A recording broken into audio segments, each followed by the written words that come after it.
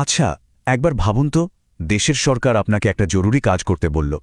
আপনি সেই কাজটা খুব মন দিয়ে করলেন, সার্টিফিকেটও পেলেন। কিন্তু যখন সেই সার্টিফিকেট নিয়ে চাকরির জন্য গেলেন, তখন আপনাকে বলা হলো আপনার এই যোগ্যতাটাই নাকি অবৈধ। কেমন লাগবে আপনার? অবিশ্বাস্য মনে হলেও ভারতের প্রায় 11 লক্ষ শিক্ষকের সাথে ঠিক এমনটাই ঘটেছিল। এটা শুধু একটা কোর্সের গল্প না, এটা হলো নিজেদের অধিকার আর সম্মানের জন্য লড়ে যাওয়ার একটা অসাধারণ কাহিনী। এই পুরো ঘটনাটা ভালোভাবে বুঝতে হলে আমাদের একদম শুরু থেকে শেষ পর্যন্ত যেতে হবে, মানে গল্পের একেবারে গোড়ায়। আমরা প্রথমে দেখব হঠাৎ করে কেন লক্ষ লক্ষ শিক্ষককে ট্রেনিং দেওয়ার এমন একটা তাগিদ তৈরি হলো। তারপর জানব এই বিশাল সমস্যা সমাধানের জন্য ঠিক কী ধরনের একটা বিশেষ কোর্স বানানো হয়েছিল। এরপর আমরা দেখব ত্রিপুরায় কি এমন হলো যার জন্য বিষয়টা একেবারে আদালতে গড়ালো। আর সবশেষে আমরা দেখব আদালতের সে ঐতিহাসিক রায় কিভাবে শুধু কিছু শিক্ষকের নয়, বরং গোটা দেশের শিক্ষা ব্যবস্থাকেই প্রভাবিত করল। চলুন তাহলে শুরু করা যাক। আমাদের এই গল্পের শিকড়টা লুকিয়ে আছে ভারতের খুব গুরুত্বপূর্ণ একটা আইনের মধ্যে, যার নাম শিক্ষার অধিকার আইন বা আরটিই অ্যাক্ট।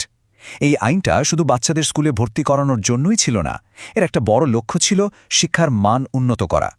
কিন্তু এখানেই একটা মস্ত বড় চ্যালেঞ্জ সামনে চলে এলো। শিক্ষার মান বাড়াতে গেলে তো সবার আগে প্রশিক্ষিত শিক্ষক দরকার, তাই না? অথচ তখন সারা দেশে লক্ষ লক্ষ শিক্ষক ছিলেন যারা চাকরি তো করছেন, কিন্তু তাদের কোনো প্রফেশনাল ট্রেনিং ছিল না। আর এখান থেকেই শুরু হলো আসল মিশন। প্রশ্নটা ঠিক এই, সংখ্যাটা একবার ভাবুন, প্রায় 11 লক্ষ শিক্ষক, আর সময় 2 বছরেরও কম। এই শিক্ষকরা কিন্তু নতুন নন, তারা ইতিমধ্যেই দেশের বিভিন্ন স্কুলে লক্ষ লক্ষ বাচ্চাকে পড়াচ্ছেন। তাদের তো আর বলা যায় না যে আপনারা চাকরি ছেড়ে দিয়ে 2 বছরের জন্য কলেজে ভর্তি হয়ে যান। তাহলে উপায় কি? এটা কোনো সাধারণ ট্রেনিং প্রোগ্রাম ছিল না, এটা ছিল একটা জাতীয় স্তরের জরুরি অবস্থা। ভারত সরকার কিভাবে এই প্রায় অসম্ভবকে সম্ভব করার পথে এগোলো, চলুন দেখি। দেখুন, 2009 সালের এই শিক্ষার অধিকার আইনটা ছিল ভারতের জন্য একটা গেম চেঞ্জার।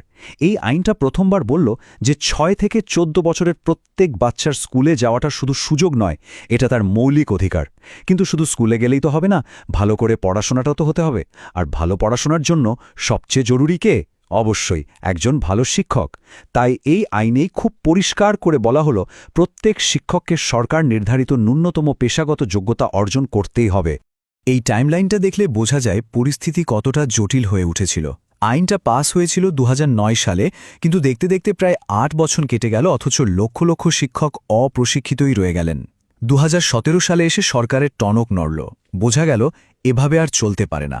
তাই সংসদ সরাসরি আইনটা সংশোধন করে একটা ফাইনাল ডেডলাইন দিয়ে দিল, 31 মার্চ 2019।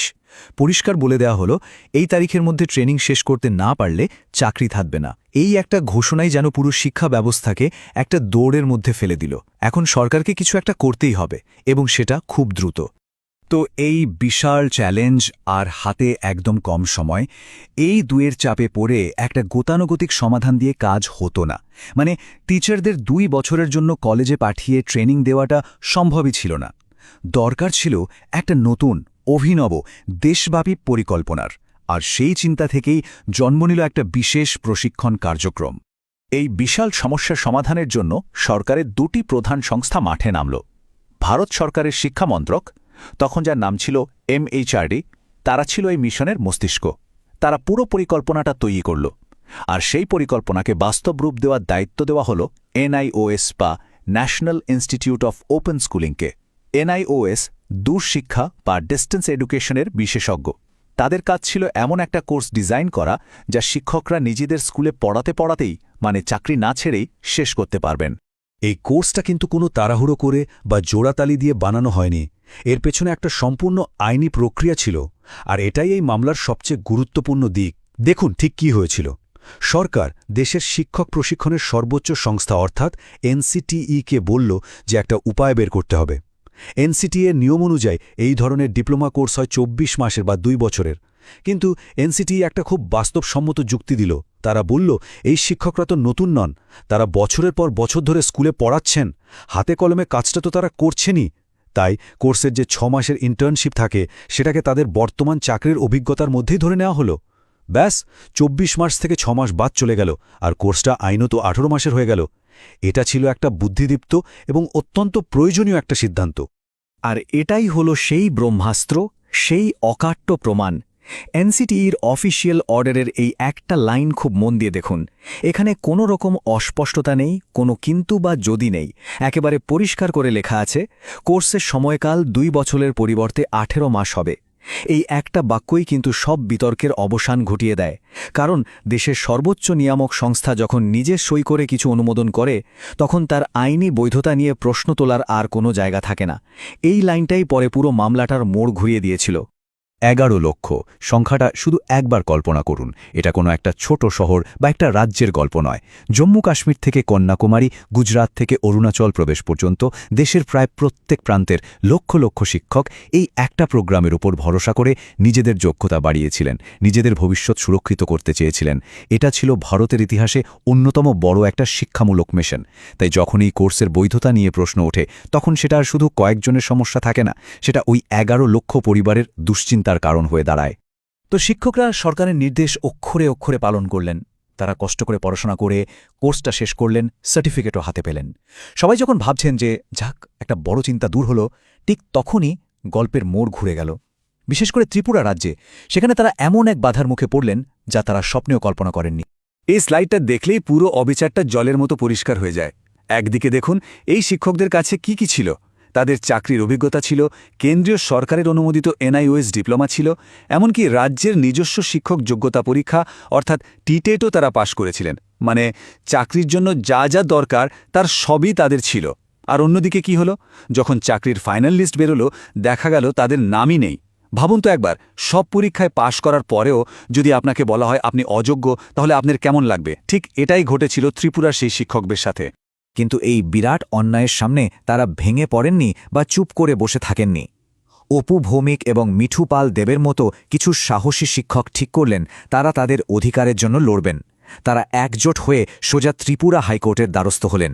আর এখান থেকেই শুরু হল সেই ঐতিহাসিক আইনি লড়াই, যা একটা রাজ্যের সিদ্ধান্তকে জাতীয় নীতির সামনে চ্যালেঞ্জ করে বসল। এবার লড়াইটা আর চাকরির আবেদন বা অফিসের টেবিলে সীমাবদ্ধ রইল না। লড়াইটা সোজা চলে এলো আদালতের এজলাসে।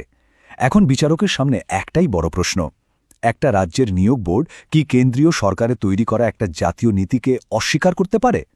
চলুন দেখি আদালত কিভাবে এই জটিল আইনি প্রশ্নের সমাধান খুঁজে বের করল। আদালতের শিক্ষকদের আইনজীবীরা খুব সহজ এবং জোরালো একটা যুক্তি দিলেন। তারা ধাপে ধাপে পুরো বিষয়টা সাজালেন। তারা বললেন, মাননীয় আদালত, এই সার্টিফিকেটটা আমরা নিজেরা বানিয়ে আনিনি। এর পেছনে আছে ভারতের সংসদ যারা আইন তৈরি করেছে, এর পেছনে আছে কেন্দ্রীয় সরকার যারা নীতি তৈরি করেছে, আর আছে দেশের সর্বোচ্চ শিক্ষক নিয়ামক সংস্থা NCTE যারা এটাকে অনুমোদন দিয়েছে। যখন দেশের সর্বোচ্চ মহল থেকে কোনো কিছুকে বৈধ বলা হয়, তখন একটা রাজ্যের একটা ছোট্ট বোর্ড কিভাবে তাকে অবৈধ বলতে পারে? এটা আসলে ক্ষমতার স্তরবিন্যাস নিয়ে একটা খুব মৌলিক প্রশ্ন ছিল। আর ঠিক এই সময়ই শিক্ষকরা তাদের তুরুপের তাসটি খেললেন। দেখা গেল ঠিক একই বিষয়ে ভারতের সর্বোচ্চ আদালত অর্থাৎ সুপ্রিম কোর্ট আগে থেকেই একটা রায় দিয়ে রেখেছে। উত্তরাখণ্ডের একটা একই রকম মামলায় সুপ্রিম কোর্ট একেবারে দ্ব্যর্থহীন ভাষায় জানিয়ে দিয়েছে যে এই 18 মাসের NIOS ডিপ্লোমা চাকরির আবেদনের জন্য সম্পূর্ণ বৈধ। আর আমরা সবাই জানি ভারতের সুপ্রিম কোর্টের রায়ের উপরে আর কোনো কথা চলে না। এই একটা প্রমাণই ত্রিপুরা হাইকোর্টের জন্য মামলাটার ফয়সালা করে দেওয়ার জন্য যথেষ্ট ছিল। সব প্রমাণ এবং সুপ্রিম কোর্টের রায় দেখার পর ত্রিপুরা হাইকোর্টের সিদ্ধান্ত নিতে আর একটুও দেরি হয়নি। রায় গেল শিক্ষকদের পক্ষেই। আদালত শুধু তাদের চাকরি পাওয়ার অধিকারকেই স্বীকৃতি দিল না, এর সাথে একটা খুব বড় নীতিও প্রতিষ্ঠা করল। সেটা হলো, শিক্ষা সংক্রান্ত বিষয়ে যখন জাতীয় আইন এবং জাতীয় নিয়ামক সংস্থা কোনো সিদ্ধান্ত নেয়, তখন রাজ্যের কোনো বোর্ড তাকে অগ্রাহ্য করতে পারে না। সহজ কথায়, দেশের আইন রাজ্যের স্থানীয় নিয়মের চেয়ে অনেক বড়। এই রায়টা কিন্তু শুধু ত্রিপুরার ওই কয়েকজন শিক্ষকের ব্যক্তিগত জয় ছিল না, এর তাৎপর্য ছিল অনেক অনেক গভীর। এই রায়টা ভারতের যুক্তরাষ্ট্রীয় ব্যবস্থার একটা মূল নীতিকে আবার সবার সামনে তুলে ধরেছে, বিশেষ করে শিক্ষাক্ষেত্রে। এই টেবিলটা দেখলেই পুরো বিষয়টা জলের মতো পরিষ্কার হয়ে যাবে। এটা অনেকটা একটা মইয়ের মতো ভাবুন। সবচেয়ে উপরের ধাপে আছে ভারতীয় সংসদ যারা আইন বানায়, তারপরের ধাপে আছে কেন্দ্রীয় সরকার যারা নীতি তৈরি করে, তার ঠিক নিচে আছে NCTE যারা সেই নীতিকে অনুমোদন দেয়, আর রাজ্যের নিয়োগ বোর্ড অর্থাৎ TRBT আছে একেবারে নিচের ধাপে। এখন বলুন তো, নিচের ধাপের কেউ কি ওপরের ধাপের সিদ্ধান্তকে বাতিল করতে পারে না। আদালত ঠিক এই সহজ যুক্তিটাই প্রতিষ্ঠা করেছে। ত্রিপুরার বোর্ড তার ক্ষমতার বাইরে গিয়ে কাজ করেছিল, তাই তাদের সিদ্ধান্তটাই বাতিল হয়ে গেল। ত্রিপুরার আদালতের এই একটা রায় গোটা দেশের সেই ১১ লক্ষ শিক্ষকের বুকের ওপর থেকে একটা বিশাল পাথর নামিয়ে দিল। এই রায়টা তাদের সার্টিফিকেটের ওপর থেকে সমস্ত সন্দেহের কালো মেঘ সরিয়ে দিল। এটা নিশ্চিত করল যে তাদের কঠোর পরিশ্রম বৃথা যায়নি এবং তাদের পেশাগত ভবিষ্যৎ এখন সুরক্ষিত। এটা ছিল তাদের সম্মিলিত লড়াইয়ের এক বিরাট জয়। এই পুরো ঘটনাটা আমাদের সবার সামনে একটা খুব বড় প্রশ্ন রেখে যায়। কেন্দ্র থেকে যখন কোনো ভালো নীতি তৈরি হয় তখন কিভাবে এটা নিশ্চিত করা যায় যে দেশের প্রত্যেক প্রান্তে প্রত্যেক অফিসে বসে থাকা কর্মকর্তারা সেই নীতির আসল উদ্দেশ্যটা বুঝবেন এবং তাকে সম্মান করবেন। দিল্লির তৈরি করা আইন আর রাজ্যের স্থানীয় বাস্তবতা, এই দুয়ের মধ্যে ভারসাম্য রাখাটাই হয়তো ভারতের মতো একটা বিশাল আর বৈচিত্র্যময় দেশের সবচেয়ে বড় চ্যালেঞ্জ। এই বিষয়ে আপনার কি মত অবশ্যই জানাবেন।